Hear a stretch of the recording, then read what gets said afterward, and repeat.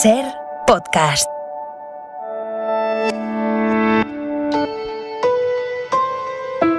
En la cadena Ser, Hora 25. Aimar Bretos.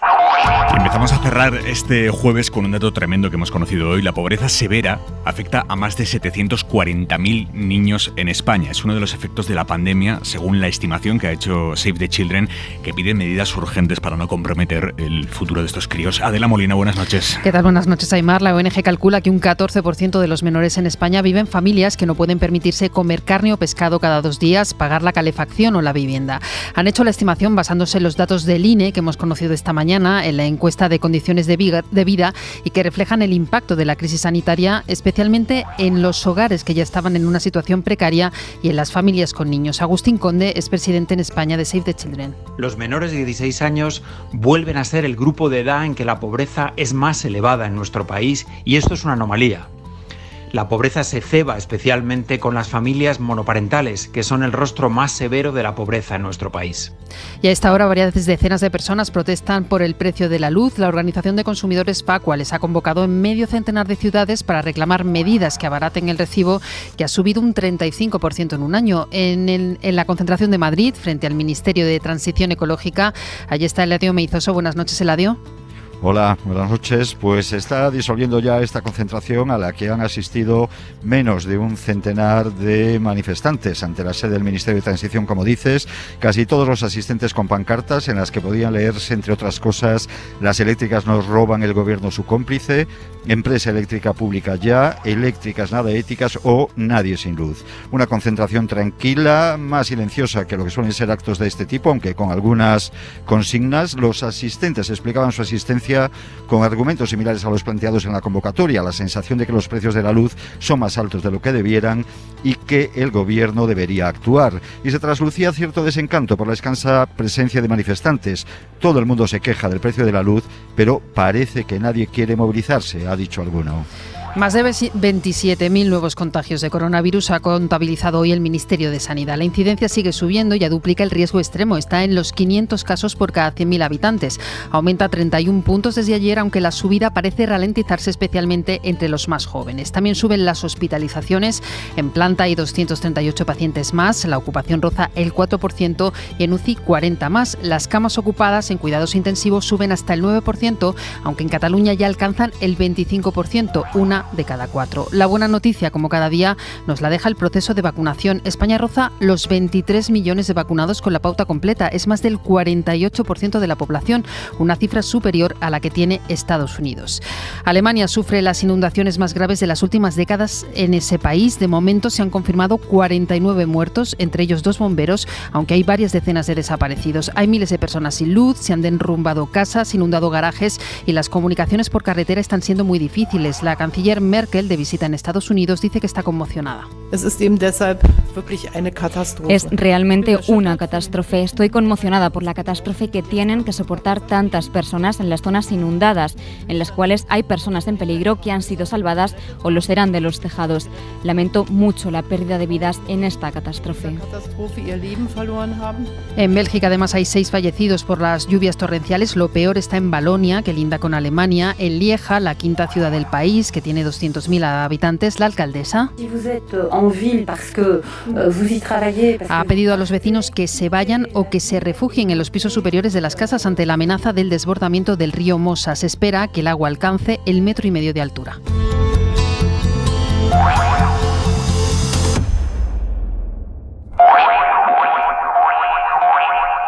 Yo no sé los demás qué dirán, pero a mí me gustan grandes. 5 centímetros me ha crecido. Así es, y el grosor, perfecta. Te diré la verdad, yo no tenía un problema. Es decir, que nunca nadie me dijo que qué pequeña ni nada así. No tenía queja, es la verdad. No necesitaba cirugía, ni acudir a una consulta, ni medicarme. Sencillamente podía tenerla más grande. Esto que están escuchando es un anuncio de la teletienda, es bastante tremendo, de uno de los artilugios que se vendían, o se venden en nuestro país para teóricamente alargar y engrosar el tamaño del pene. Tampoco vamos a decir la marca, tampoco hace falta, seguro que les suena. Y casi mejor que no vean las imágenes, es una publicidad antigua, sí, pero lo que hay detrás, el complejo de algunos hombres por el tamaño de su pene, Eso sigue ahí, está muy extendido y es algo además de lo que no se habla nunca. Está mucho más aceptado socialmente el hablar sobre cualquier otro tipo de complejo físico o de intento de cambio, cualquier operación, pechos, nalgas, lo que sea, pero ¿y el pene?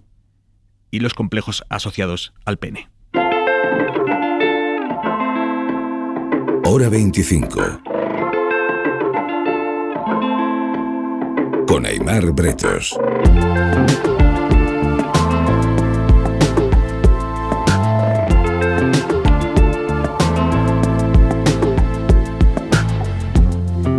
Antes que nada, aquí se plantea una pregunta y es, en 2021, ahora que la ciencia nos ha llevado a terrenos absolutamente inimaginables hace unos años, se plantea la pregunta, ¿la ciencia, la medicina, tiene la capacidad hoy en día, capacidad real, de alargar un pene con eficacia y sobre todo con seguridad?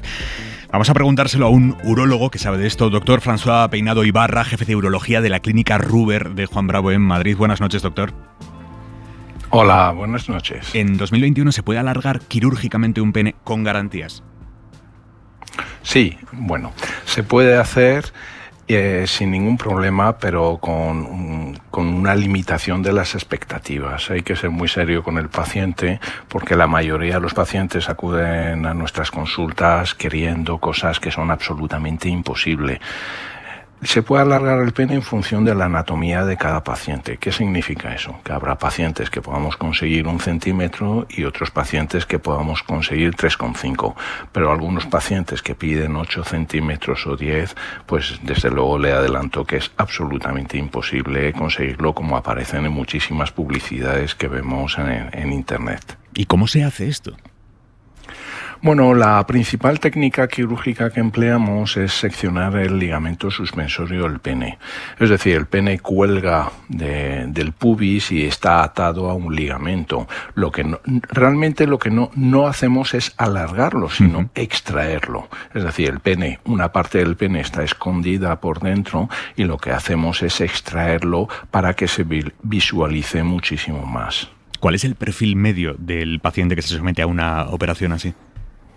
Sí, la mayoría de nuestros pacientes tienen entre los 25 y 40 años por lo general, incluso más mayores. Son pacientes que han estado acomplejados a lo largo de su vida, les ha dado reparo ducharse, les ha dado reparo incluso ir a sitios donde se tienen que cambiar y viven con muchísima ansiedad esa situación. Incluso lo calificamos como tienen una alteración en la percepción del tamaño de su pene, porque la mayoría de los pacientes tienen penes normales, es lo que yo les explico en consulta. O sea, la mayoría de las personas que van a su consulta realmente no necesita una operación así.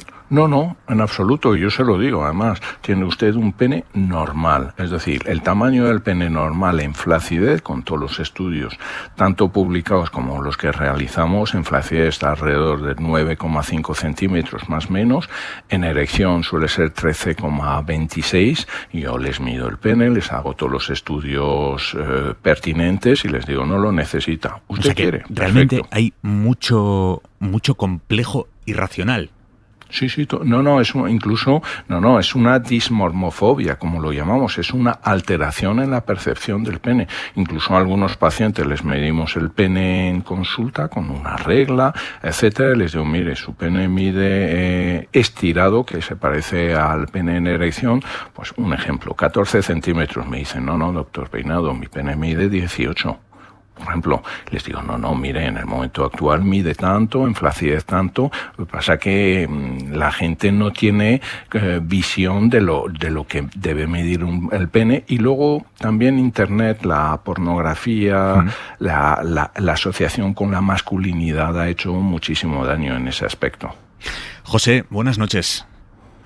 Hola, buenas noches. José es un hombre de 53 años. Usted se sometió a una cirugía que consistía ¿en qué?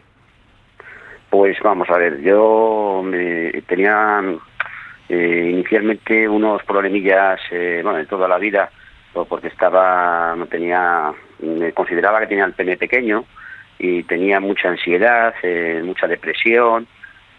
Justo hace 2 años, pues empecé a tener también problemas de disfunción eréctil y entonces, fui a un sexólogo, pues ya me animé a contarlo un poco, ¿no?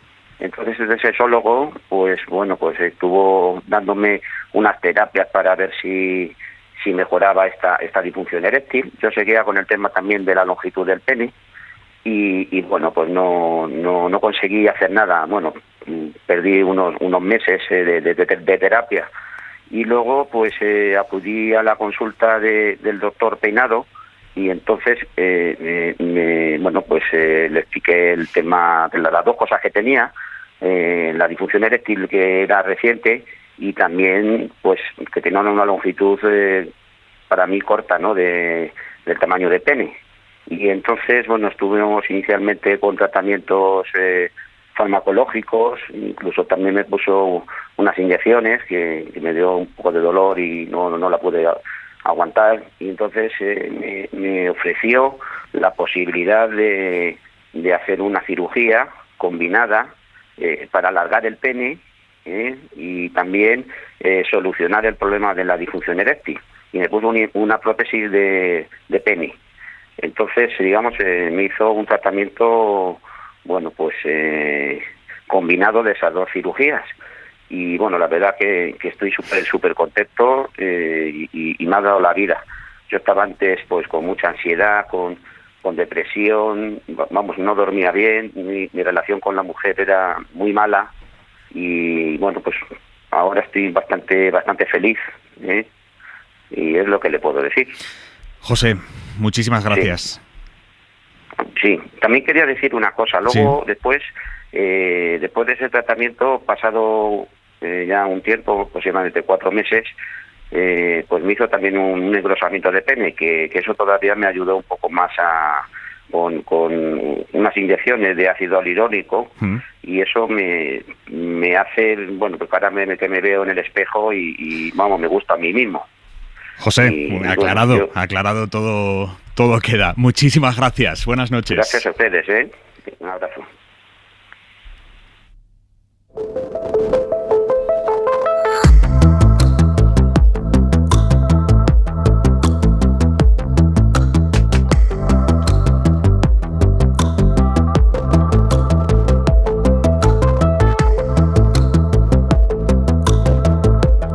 Puede haber gente que esté alucinando con este asunto ahora escuchando la radio. Estamos ante un problema real en lo que implica de complejo para muchos hombres hasta el punto de que afecta a las relaciones interpersonales. Este asunto se hunde en las raíces de cómo nuestras sociedades entienden el sexo, de cómo la educación afectivo-sexual que empieza en la adolescencia si deja estos huecos a la larga como problema emocional de un colectivo más o menos amplio, se convierte en un problema también de salud pública. Antoni Bolinches, buenas noches.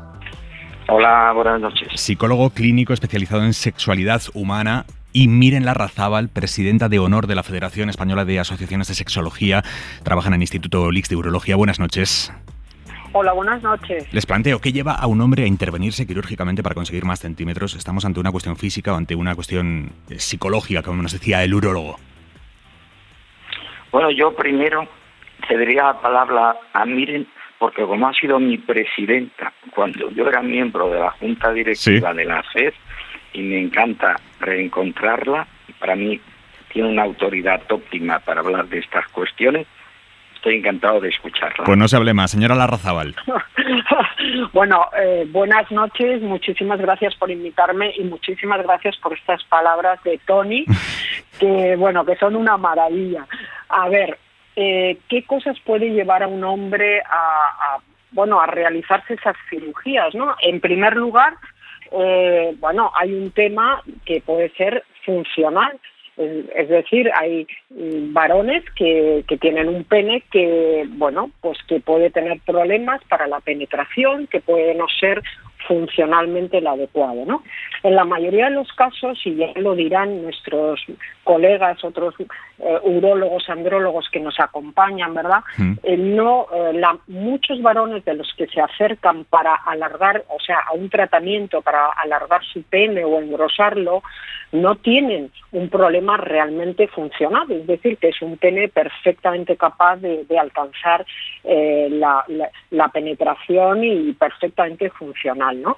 En muchos casos se debe, primero, a un modelo de educación sexual que tenemos, que en muchos casos pues presenta unos modelos anatómicos de lo que es el pene absolutamente que no se ajustan para nada a la realidad, y en otro caso porque vivimos en una sociedad con una educación sexual, ¿verdad?, tremendamente coitocéntrica, donde el mito del pene grande, largo, etcétera, está muy sustentado por nuestros comportamientos y por nuestras actitudes. Entonces, muchos hombres con un pene absolutamente normal pues empiezan a tener dificultades de lo que se llama dismorfofobia, ¿no?, que es un problema con una parte de tu cuerpo con la cual no estás contento, con la cual, bueno, pues empiezas a realizarte operaciones y que no tienen nada que ver con lo que sería el placer sexual y las relaciones eróticas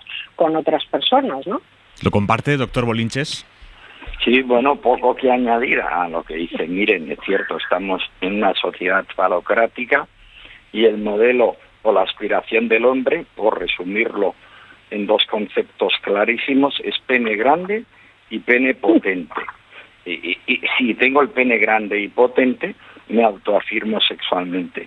Y todo lo que me aleje de ese imaginario se genera una cierta inseguridad o sentimiento de incompetencia. Por tanto, está claro también que, como he dicho el doctor Peinado, en muchos casos la percepción de pene pequeño es estrictamente subjetiva y que está relacionada con los modelos de identificación inasequible, que es el cine pornográfico. Claro, se supone que los actores de cine pornográfico están ahí porque están bien dotados, nunca mejor dicho lo de bien dotados, y por tanto, si tú te comparas, recuerdo yo le hice en una ocasión una entrevista a uno de los grandes actores y directores de cine pornográfico y decía que habían actrices que no querían actuar con él porque les podía generar desgarros. Por tanto, un pene excesivamente grande seguramente es tan disfuncional como un pene excesivamente pequeño. Y aunque tenga poco que ver con el pene, podríamos incorporar la filosofía aristotélica y decir que la virtud es el punto medio entre dos extremos que a la vez serían defectos. Pero doctores, ni un pene muy pequeño, ni un pene muy grande. Pero esta necesidad de la autoafirmación a través del tamaño, ¿esto se está acentuando con el tiempo? Me refiero, ¿es algo reciente o esto viene de los orígenes de la humanidad? Doctora Larrazábal. Pues, hombre, yo creo que, no solamente creo, sino que constato, ¿no?, que la figura del pene grande viene desde que el Homo sapiens apareció en la Tierra, ¿no?, en este planeta, puesto que desde las primeras figuritas, ¿no?, de terracota que se hicieron por nuestros ancestros, bueno, pues aparecían muchas veces con unos penes enormes, descompasados, ¿no? Y también muchísimas figuras de lo que ha sido, pues, comunidades, ¿verdad?, indígenas, pues en muchas ocasiones son grandes falos, etcétera. En este sentido, actualmente, que es lo increíble, no es que haya sido sino que ahora con el conocimiento que tenemos, con el conocimiento científico del área de la sexualidad que tenemos, sigan sustentándose mitos como pensar que un hombre por tener un pene grande va a tener mayor placer y dotar de mayor placer a su compañero o compañera sexual, ¿no? Esto es lo que todavía me parece increíble que los profesionales no seamos capaces de transmitir a la población, que es que el placer no está alrededor del tamaño de un pene. O sea, un hombre con un pene grande no lleva intrínseco el ser un buen amante.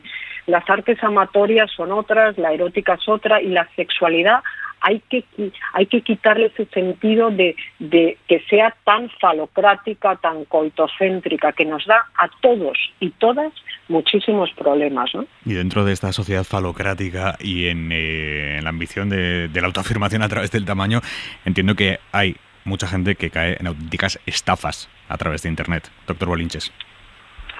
Bueno, pues evidentemente las personas buscan autoafirmarse. Yo considero que deberíamos autoafirmarnos aceptándonos superadoramente, pero hay personas que evidentemente consideran que lo que han de superar es el complejo en lugar de aceptar el defecto. Y evidentemente hay una demanda, y puesto que hay una demanda, hay una oferta.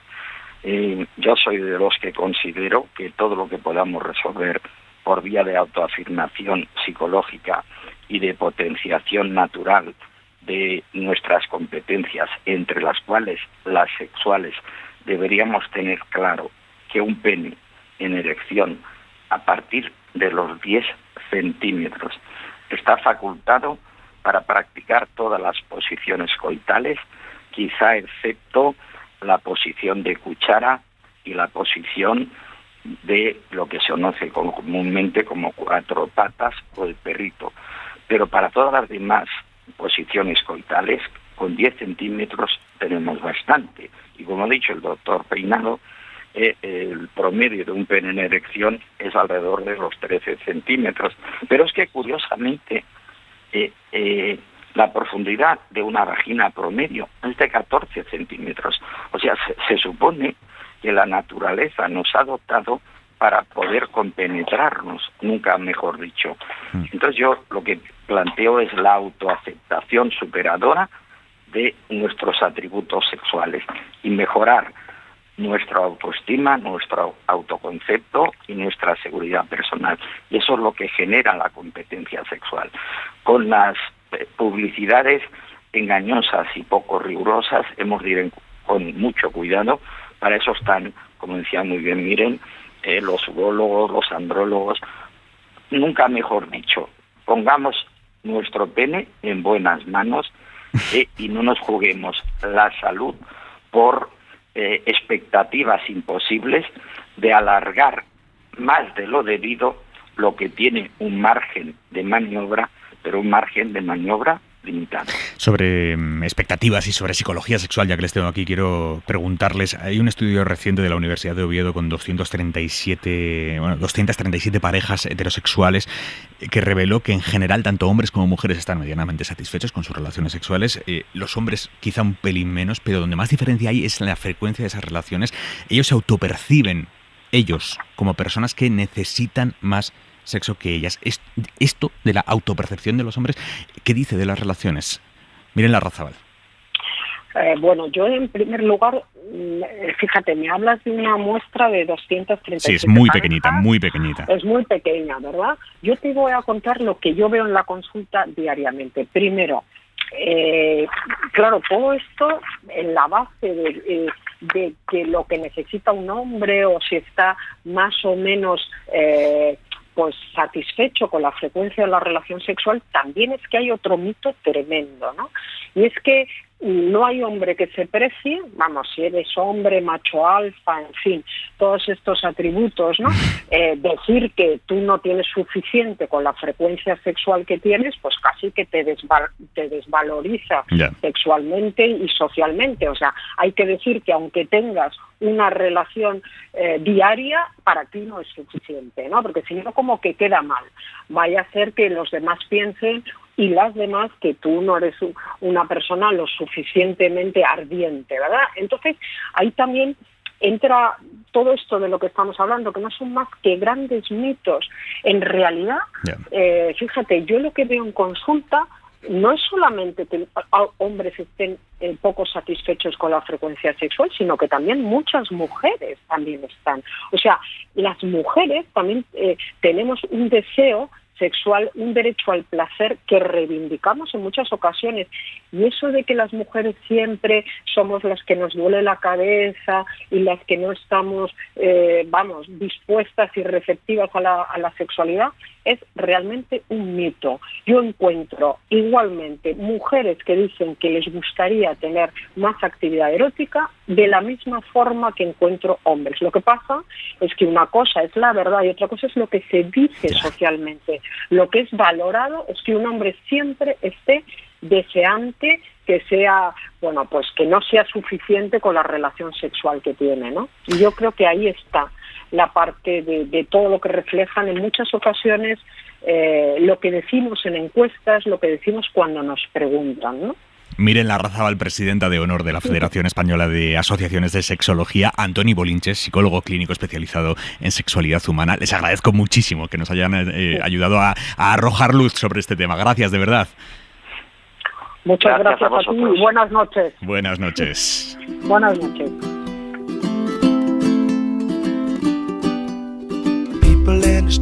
Suscríbete a Hora 25. Todos los episodios y contenidos adicionales en la app de Cadena SER y en nuestros canales de Apple Podcast, Spotify, iVoox, Google Podcast y YouTube. Escúchanos en directo en la SER de lunes a viernes a las 8 de la tarde. Cadena SER.